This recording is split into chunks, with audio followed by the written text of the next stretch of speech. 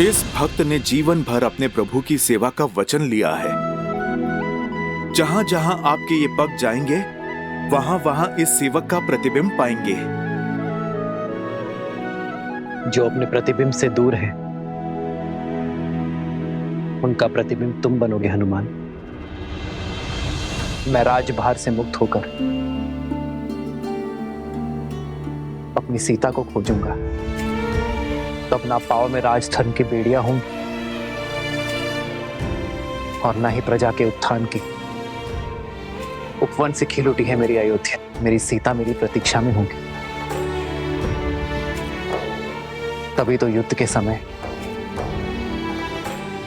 हर घड़ी मुझे सीता का आभास था। इतने वर्ष बीत गए प्रभु, क्या आपको अभी भी विश्वास है कि माता सुरक्षित होंगी? विश्वास सीता की अवस्था पर नहीं, उसके दिए वचन पर है, पुनः मिलने के प्रण पर। सीता का वचन है, शीघ्र ही समय आएगा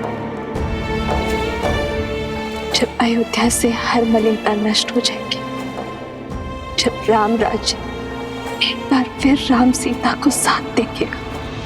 और जब तक ये वचन पूरा नहीं होगा, मेरी सीता को कुछ नहीं हो सकता।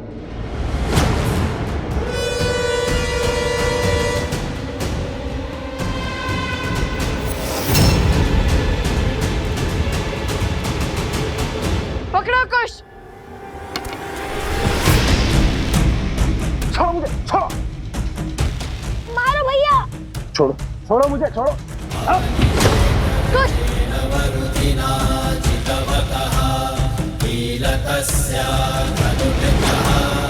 मकरासुर को मारना असंभव है।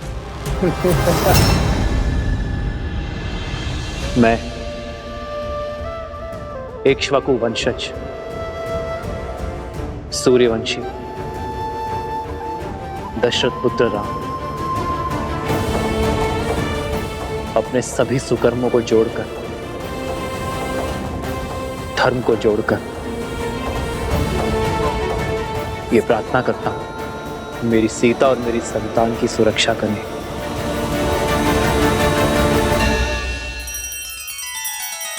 श्री रामचंद्र कृपालु भज मन हरण भव भय दारुणम।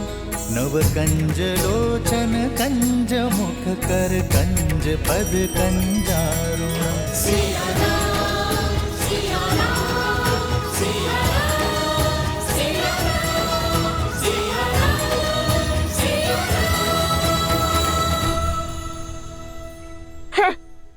काय का मकरासुर देख रहे हैं भैया, कैसे हमारी माता के पीछे डुबक बैठा है ये केवल मूर्खासुर नहीं, कायरासुर भी है। कायरासुर उचित कहा कुछ। अरे इससे साहसी तो वो बैल था, इतनी श्रद्धा से लड़ा वो हमसे। अरे उसको पकड़ना तो कितना कठिन हो चुका था। भैया आप उस बैल को छोड़िए, मुझे तो उससे ज्यादा वीर वो घड़े लगते हैं जिन्हें हमें वन में तोड़े थे। मूर्ख बालकों, मुझ जैसे शूरवीर को एक निर्जीव मटके से तोड़ रहे हो। नहीं छोड़ूंगा, नहीं छोड़ूंगा तुम्हें। सुना है कि जल में इसकी शक्ति चरम पर होती है। जल में ऐसी वीरता है तो जल के बाहर कैसी वीरता होगी? अहंकारी अबोध बालकों, अब एक शब्द और कहा तो प्राण ले लूंगा तुम्हारे। अरे मकरासुर की वीरता तुम क्या जानो?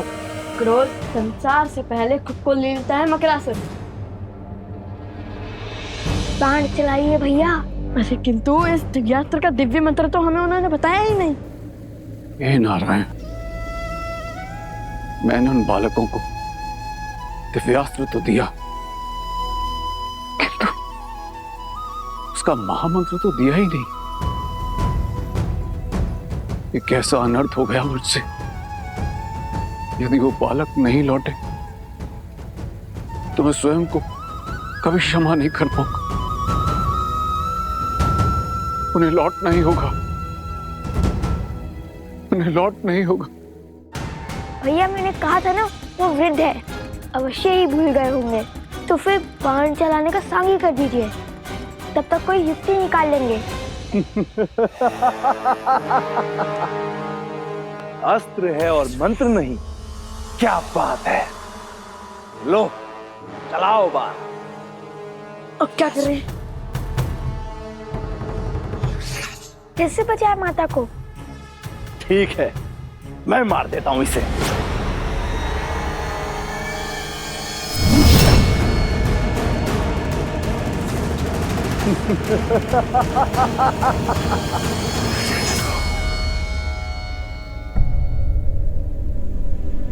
वृक्ष पे बस हरा पत्ता बचा है। लगता है लवकुश मकरासुर से पार नहीं पा सकते। मैं स्वयं जल में जाके उनकी सहायता करता हूँ।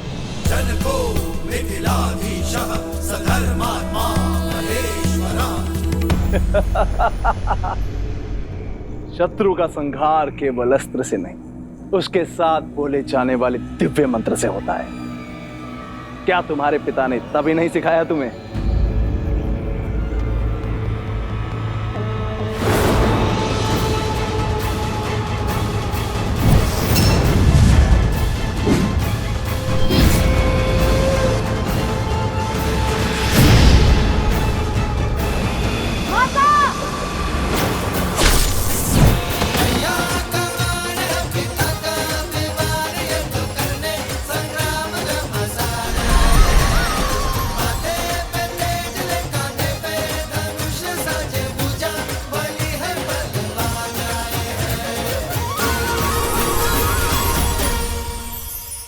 हे माता, मेरा तप समाप्त हुआ, आशीर्वाद दीजिए।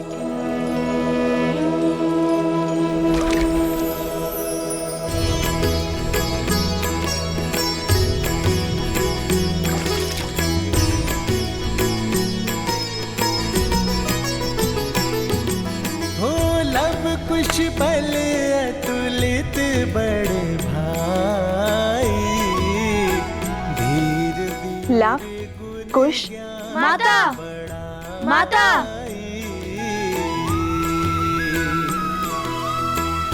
मातु पिता सेवक सदा सुभाए, राम सिया और प्रीति बढ़ाए। पिता बिनु नित राम ही ध्यावे, मातु सिया पर छत्र फरावे।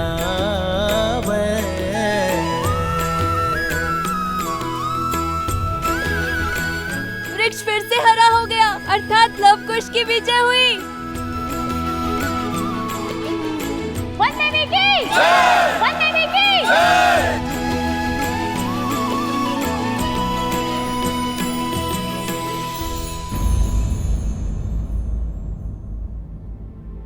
अब तुम दोनों बताओगे कि जब मैं तप में थी तब क्या क्या हुआ? अरे माता, वो भैया, कथा सुनाने में मैं दक्ष हूँ। यह सर मुझे दीजिए भैया। ठीक है, सुनाओ सुनाओ। वैसे भी मैं तो थकान से चूर चूर हो चुका हूँ। तो हुआ ये माता, आपके ध्यान में जाते ही आकाशमात भयंकर संकट आ पड़ा। और वैसे भी आपके पुत्र तो भगवान वाल्मीकि के शिष्य हैं, वो थोड़ी ना संकट से घबराते हैं।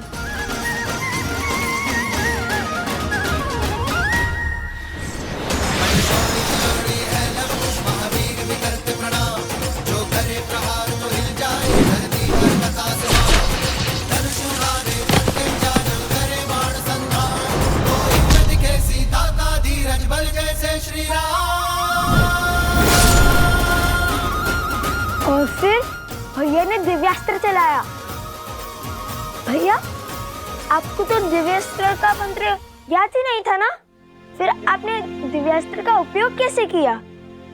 जिनका नाम जपने से सारे कार्य संपन्न हो जाते हैं, जिनकी भक्ति से भव सागर भी तर जाते हैं, जिनके नाम में तीनों लोक समाया है, हर तप हर जप समाया है, जिनके नाम से बड़ा ना कोई मंत्र न ही तंत्र, उन श्री राम का नाम लेकर मैंने ये दिव्यास्त्र चलाया है। अद्भुत भैया, आपने तो मुझे सोच में डाल दिया था। सुना माता, ऐसे रक्षा की भैया ने आपकी। मैंने नहीं, हम दोनों ने बचाया है आपको।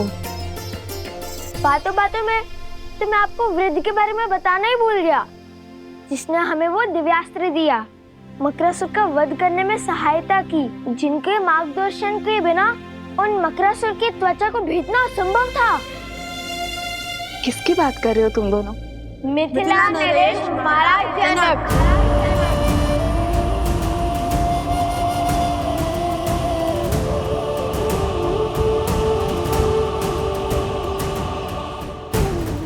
वो तो हमारे साथ भी आना चाहते थे, किंतु मैंने मना कर दिया। बड़े वृद्ध हो चुके हैं ना वो, इसीलिए। किंतु अभी भी नदी तट पर आपकी प्रतीक्षा कर रहे हैं वो। उन्होंने कहा कि जिस स्त्री ने तुम जैसे पुत्रों को जन्म और संस्कार दिए, उनसे मिले बगैर वो कहीं नहीं जाएंगे। शीघ्रता से चलिए माता, वे अभी भी हमारी प्रतीक्षा कर रहे होंगे। महाराज जनक। हाँ माता, किंतु उनका नाम सुनते ही आप इतनी चिंतित क्यों हो गई? माता, संकट टल चुका है, अब सारी चिंता छोड़िए और हमारे साथ चलिए। सब आपकी प्रतीक्षा कर रहे हैं, और वो वृद्ध सज्जन भी।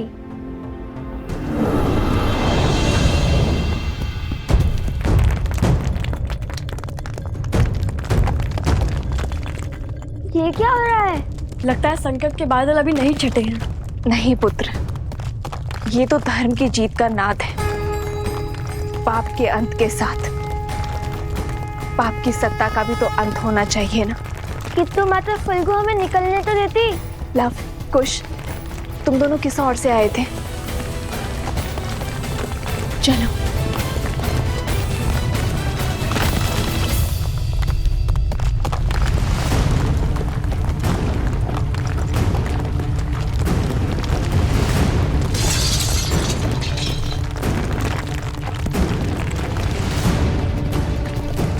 भूमि हिल रही है।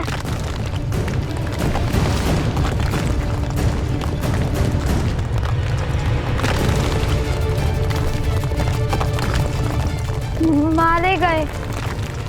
नहीं पुत्र, मारा वो जाता है जो अपना साहस खोता है। हम लोग पूरी आशा के साथ आगे बढ़ेंगे।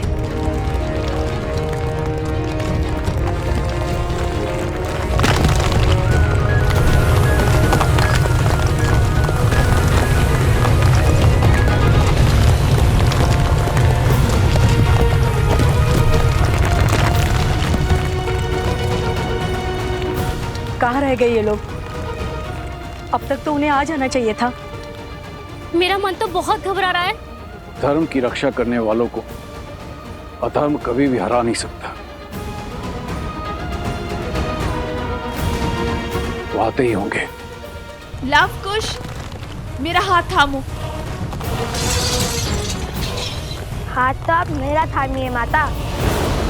इस रहम का ज्वार में मेरा हाथ छूट सकता है, किंतु यदि आपने मेरा हाथ थामा तो कभी नहीं छूटेगा।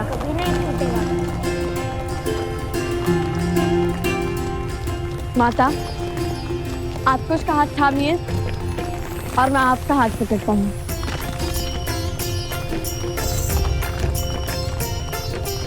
आज न माता पुत्रों का हाथ छोड़ेंगी और न पुत्र माता का। वचन है। रघुकुल रीत सदा चली आई, प्राण जाए पर वचन न जाए। राम सिया राम जय जय राम। अधर्म तो मर गया, अब धर्म और मर्यादा की रक्षा आप करना फाल्गु माता।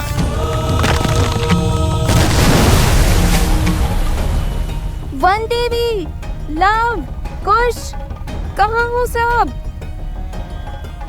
लव, कुश, कुश, लव। उस दुष्ट असुर का महल तो ध्वस्त हो रहा है।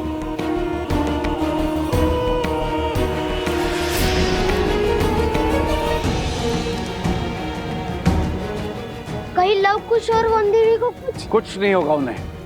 लौटेंगे, अवश्य लौटेंगे और सुरक्षित लौटेंगे। रात्रि होने को है, प्रतीत होता है हमें उन्हें ढूंढने के लिए सहायता की आवश्यकता पड़ेगी। मैं गांव वालों को लेकर आता हूं। मेरी सेना भी आपके साथ चलेगी। सेनापति, कुछ सैनिक लेके जाइए इनके साथ।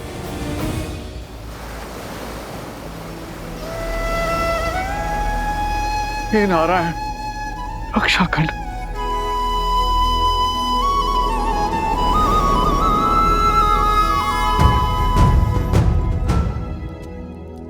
प्रभु। हनुमान, कहो कैसे आना हुआ? प्रभु को कर्तव्य में उलझे देखा तो चला आया ये सेवक सेवा करने। कर्तव्य का भार उतारने की ही तैयारी कर रहा हूं हनुमान। भरत को अयोध्या का राज्य सौंपना है, तो बस अश्वमेध यज्ञ के लिए आमंत्रित अतिथियों की सूची पढ़ रहा था। कर्तव्य और दायित्व केवल बहाने हैं, सत्य तो केवल एक ही है। उस काली रात्रि के पश्चात आप कभी ठीक से सो ही नहीं पाए प्रभु। कदाचित हर रात्रि जाग कर बिताने वाले केवल हम ही नहीं हैं हनुमान।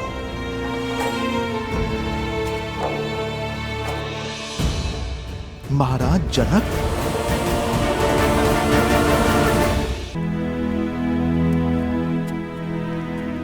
जो क्षमा इतने वर्षों से मैं स्वयं को नहीं दे पाया, आशा करता हूं हनुमान कि मेरी सीता के माता पिता वो क्षमा मुझे दे पाए। प्रभु बड़े ज्ञानी है महाराज जनक। आपका निर्णय और उसके पीछे का कारण महाराज अवश्य समझते होंगे। जाने से पहले माता सीता ने उन्हें समझाने के लिए पत्र भी तो लिखा था। जानता हूं हनुमान, सीता के समझाने पर वे अवश्य समझे होंगे, किंतु संसार में ऐसा कोई जीव नहीं जो अपने जीवन से पौत्र या नवासे का सुख खोकर दुख नहीं मनाएगा।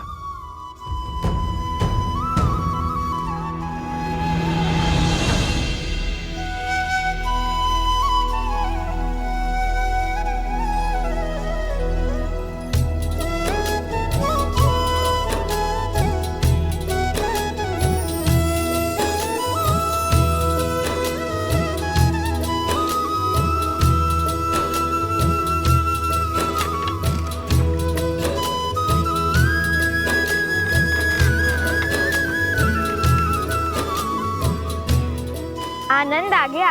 क्या यात्रा थी। लगा मानो देवी फल्गु ने गोद में उठाकर प्रेम भरा झूला झुलाया हो। धर्म के पथ पर कठिनाइयों की धूप के साथ साथ सुकर्मों की शीतल छांव भी आती है पुत्रों।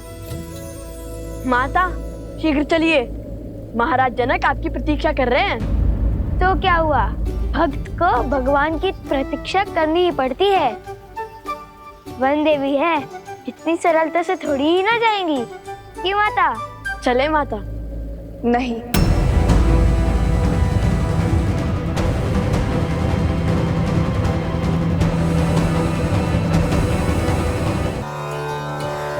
मेरा अर्थ है कि फाल्गु माता ने हमारी इतनी सहायता की, हमें सुरक्षा दी, तो मैं उनके दर्शन कर उन्हें धन्यवाद देना चाहती हूँ। बात तो उचित है। ठीक है कुश, तुम यहीं रुककर माता की रक्षा करो, मैं महाराज जनक को यहाँ लेके आता हूँ। उसकी कोई आवश्यकता नहीं है लव। किसकी आवश्यकता नहीं है? महाराज को लाने की? तुम्हारे यहाँ रुकने की। तुम दोनों जाओ। और वैसे भी अब तो यहाँ किसी असुर का भी भय नहीं है। मैं एकांत में पूजा करना चाहती हूँ। जैसी आपकी आज्ञा। रुको, मिथिला के महाराज से इस दशा में मिलोगे? तनिक अपने केश तो संभाल लो।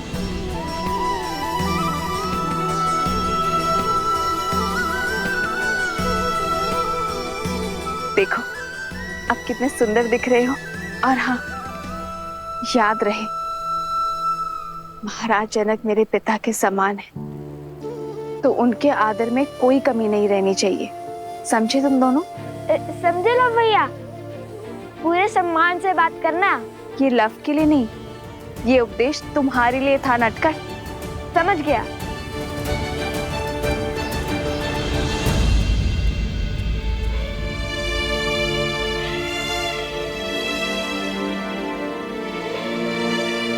ये कैसे दुविधा में डाल दिया महादेव। शीघ्र ही लवकुश पिताश्री को यहाँ ले आएंगे, और यदि उन्होंने मुझे यहाँ ऐसे देख लिया तो नहीं, जब तक मेरे पुत्र को उनका नाम अयोध्या में उन्हें सम्मान नहीं मिल जाता, तब तक मैं अपना सत्य किसी को नहीं बता सकती, किसी को भी नहीं।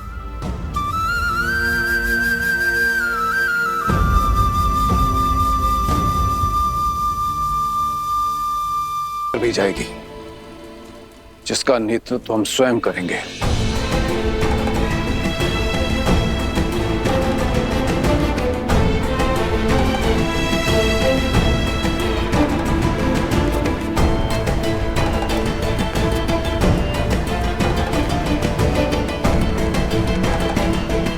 ऋषि, मेरा अंतर्मन कहता है कि वो जहां भी होंगे सकुशल होंगे। महाराज,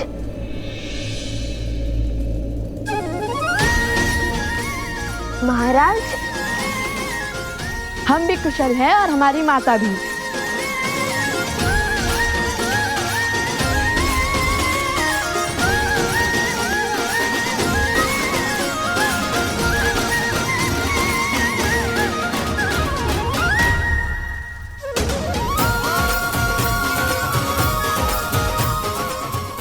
अरे झील में तो पहले ही भीगे हैं, अब क्या अपने आंसू से भी भिगोएंगे हमें? जानता था असंभव को संभव करके ही लौटोगे, विजयी होकर लौटोगे। जब उस राक्षस का महल ध्वंस हुआ तब भी तुम्हारे बल पर हमें संदेह नहीं हुआ, किंतु वन देवी कहाँ है? सुरक्षित है, देवी फल्गु की प्रार्थना कर रही है। धन्यवाद जो करना है उन्हें। किंतु मैंने तो भूल से तुम्हें महादिव्य मंत्र दिया ही नहीं। मक्रासुर का वध कैसे किया तुमने? दिव्य मंत्र नहीं मिला तो क्या हुआ? हमारे पास तो सदैव ही श्री राम की भक्ति की शक्ति रहती है। मैंने श्री राम का नाम लिया और वो बाण साधा और उसने मक्रासुर का वध। श्री राम के नाम में अत्यंत शक्ति है।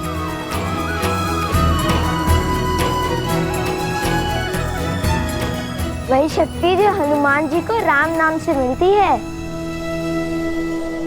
ऐसा प्रतीत हो रहा है कि तुम दोनों राम और राम कथा के प्रशंसक हो, भक्त हो उनके। पूरी कथा सुनी है या? सुनी है महाराज, हमें राम कथा का एक एक शब्द कंठस्थ है। हमसे बड़ा राम भक्त इस संसार में कोई दूसरा नहीं है।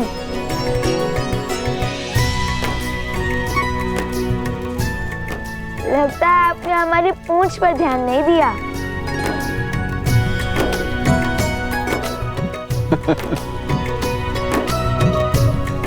अर्थात सीधा प्रतिस्पर्धा हनुमान जी से है ना? प्रतिस्पर्धा होती तो कब के जीते होते, क्योंकि लवकुश हनुमान जी से भी बड़े राम भक्त हैं। जब भी संकट में होते हैं तो श्री राम का नाम लेते हैं, श्री राम का अनुसरण करते हैं, और जब भी दुख के बादल छाते हैं तो देवी सीता का नाम लेते हैं।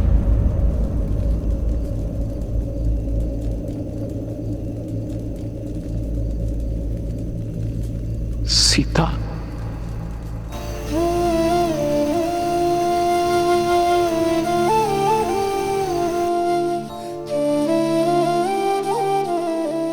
पिताश्री। समझ गया, पुत्री की स्मृति में दुखी हो गए। माता कहती है कि पुत्री पिता का घर छोड़ पति का संसार बसाती है, इसलिए पिता की प्रिय होती है।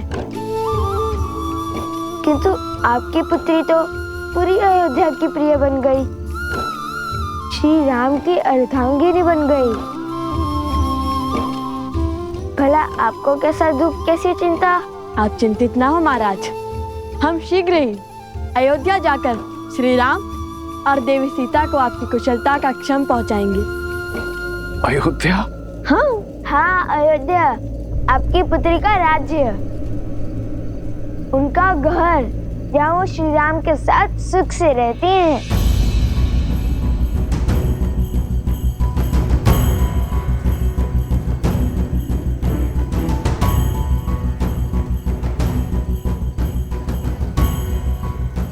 राम कथा का अंतिम अध्याय है, क्या पढ़ाया है तुम्हारे गुरुजी ने? परीक्षा ले रहे हैं हमारी।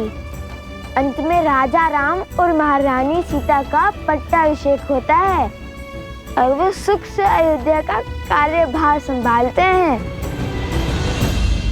कैसी अभागी हूँ मैं, इतने वर्षों बाद पिताश्री को देख तो सकती हूँ, किंतु उनके समक्ष नहीं जा सकती,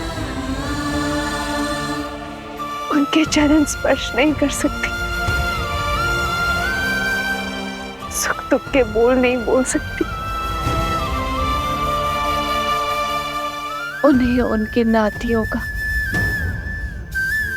परिचय नहीं दे सकती।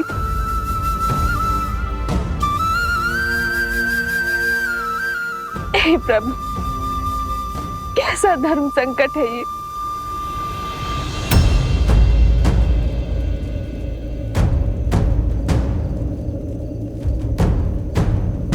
क्या करें आप ऋषि कुमार? हमारी माता ने कहा कि आप उनके पिता समान हैं, तो आप हमारे नाना हुए, और नातियों का उनके नाना से आशीर्वाद लेना उनका धर्म भी है और अधिकार भी। मुझे क्षमा करना पिताश्री, मैंने आपसे अपने नातियों के साथ खेलने का सुख, उनके बालपन में अपनी संतान का बालपन जीने का सुख, उन्हें कथाएं सुनाने का सुख, उनके मुख से नाना शब्द सुनने का सुख सब छीन लिया।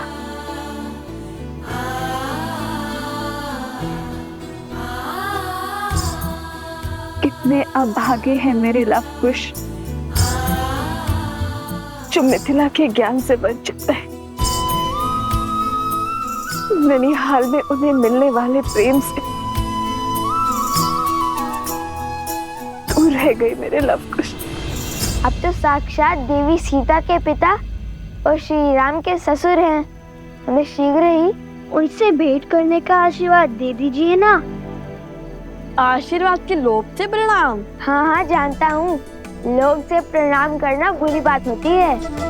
किसी के आगे नतमस्तक केवल सम्मान के लिए हुआ जाता है, किंतु मुझे लोभ आशीर्वाद का नहीं, श्री राम और माता सीता से मिलने का है।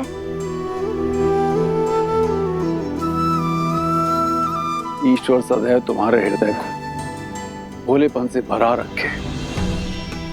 द्वेष और स्वार्थ का मैल तुम्हारे मन को छू भी न सके, और तुम्हारा नाम इस संसार के सबसे वीर योद्धाओं में सम्मिलित तुम, बिल्कुल तुम्हारे प्रभु, तुम्हारे आदर्श श्री राम की तरह, और तुम्हें शीघ्र ही उनसे मिलने का सौभाग्य प्राप्त। धन्यवाद महाराज। धन्यवाद महाराज। वनवास हो या रावण का पाश, आज तक ईश्वर ने मुझे जो भी दिया मैंने उसे नियति समझकर स्वीकारा। कभी कोई उल्हाना या कभी कुछ नहीं मांगा मैंने, किंतु फाल्गु देवी आज मैं आपसे मांगती हूँ, यदि मैंने आपकी तपस्या सिद्ध की है तो बिना अपने पिता के समक्ष आए उनके चरण छू पाने का सुख दे दीजिए मुझे। दीजिए माता।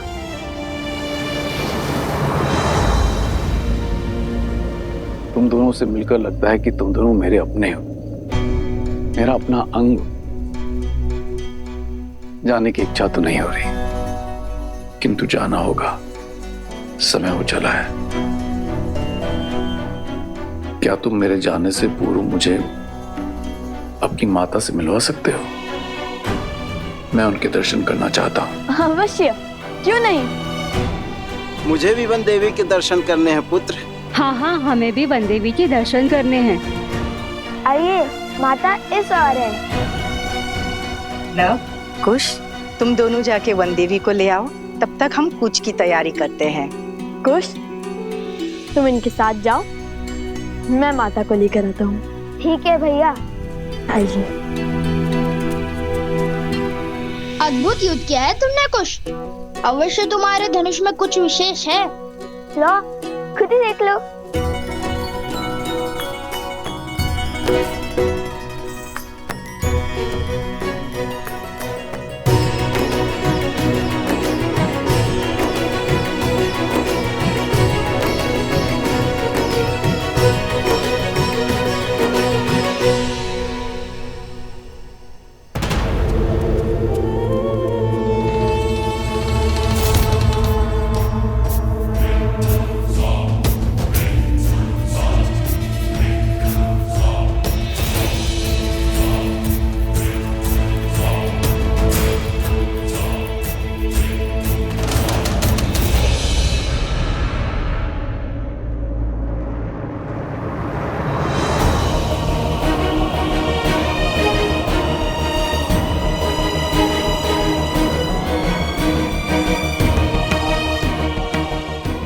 मेरी विनती सुनिए फाल्गु माता, मेरी विनती सुनिए।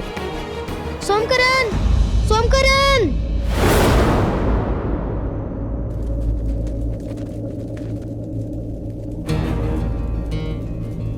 कुश, कुछ तो अनिष्ट है। यह अवश्य ही कुछ की कोई शरारत होगी। आप सब यहीं रुकिए, मैं आता हूँ। सैनिकों, लव के साथ जाओ।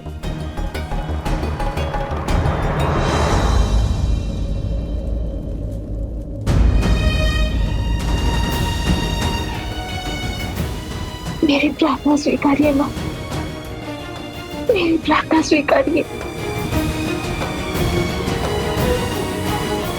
क्या हुआ कुश? कुश, क्या हुआ, बोलो। कुछ बोलो भी। सोमकरण। क्या हुआ गुरु माँ? वो राक्षस सोमकरण को ले गया उस और मुझे जटुकरण ने अपने प्रश्न में उलझा रखा था। मेरा धनुष भी उसके पास था। पता नहीं कब वो असुर आया और फिर हमने सोमकरण की चीख सुनी। जो भी हुआ ठीक है, किंतु अब शीघ्र हमें उन्हें पकड़ना होगा।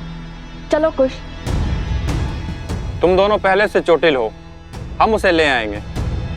नहीं, वो हमारा मित्र है और उसे बचाना भी हमें जाना ही होगा ना। चलो कुश।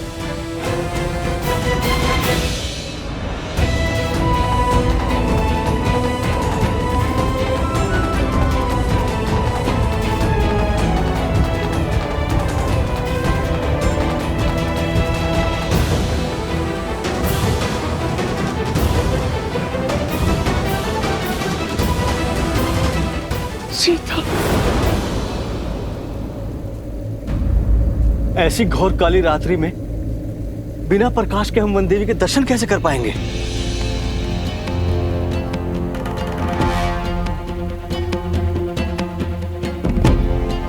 जाओ, वो दीप ले आओ।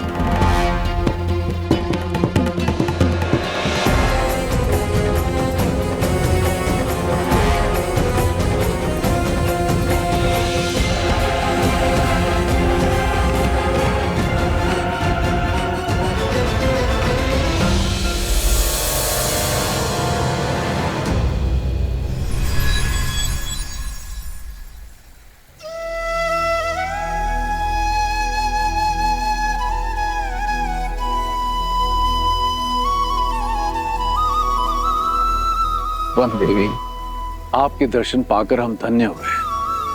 आपके पुत्रों को देखकर दो राजकुमारों का स्मरण हो आया, राम और लक्ष्मण। वर्षों पहले मिथिला पधारे थे। उनकी माता में भी एक परिचित मुख को देखने की आशा थी, किंतु आप तो उनसे भी अधिक अलौकिक हैं।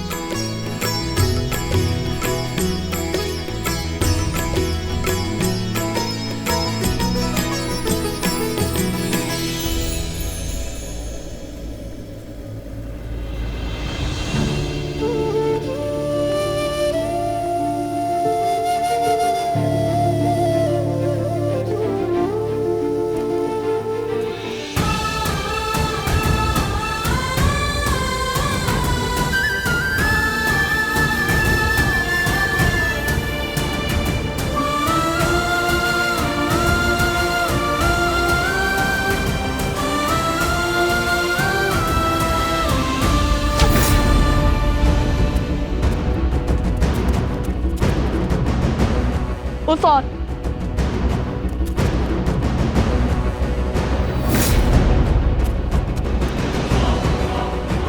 सोमकरण, वो रहा, शीघ्रता करो। रुको।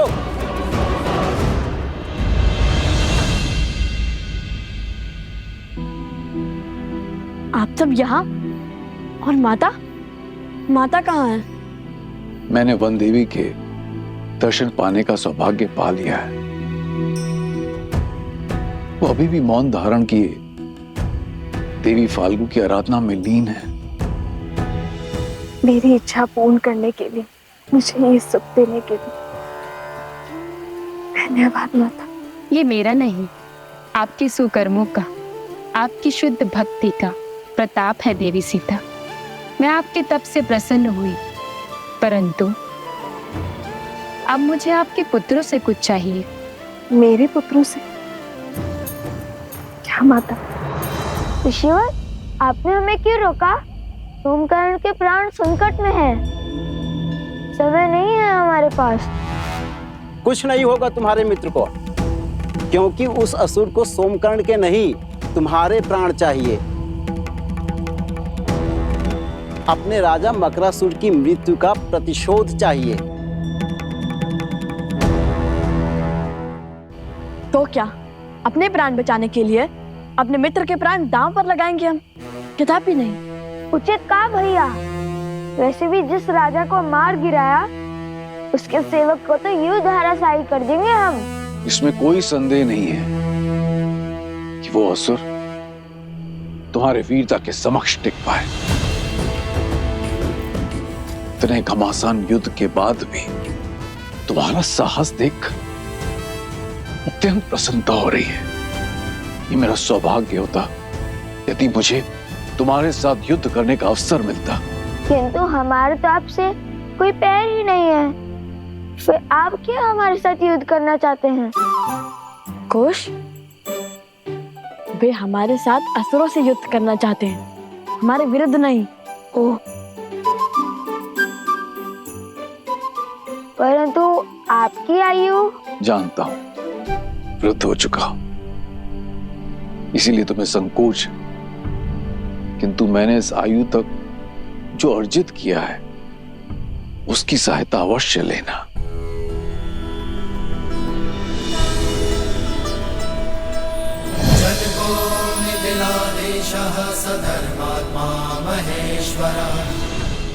उपहार के रूप में मैं तुम्हें ये देना चाहता हूं, ये तुनीर जो स्वयं भगवान परशुराम ने मुझे दिया था।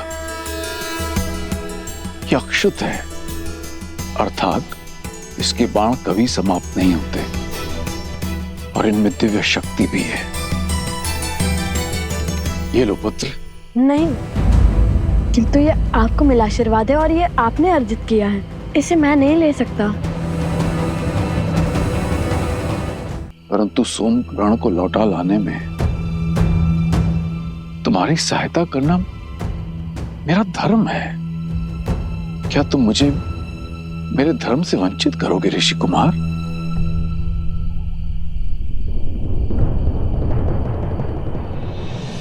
दिव्य ज्ञान विभूषितः सिद्धि संपन्न एव च विदेहेश्वास दुर्लभो लोकेष्वपि सुदुर्लभः लोकेष्वपि सुदुर्लभः।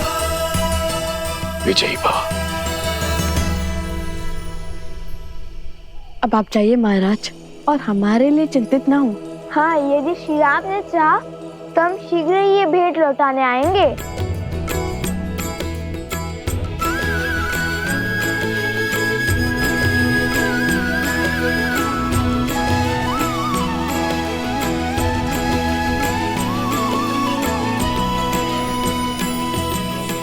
चलो कुश, माता का आशीर्वाद लेकर हम सोमकरण को खोजने चलते हैं। अभी तुम्हारे कार्य शेष हैं।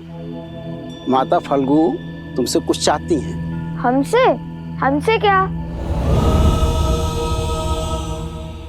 उत्तर नहीं देना था तो बोलते थे, क्यों आंखें क्यों मूंद ली? कुश, वे ध्यान कर रहे हैं। क्षमा ऋषिवर, अब ये मौन रहेगा।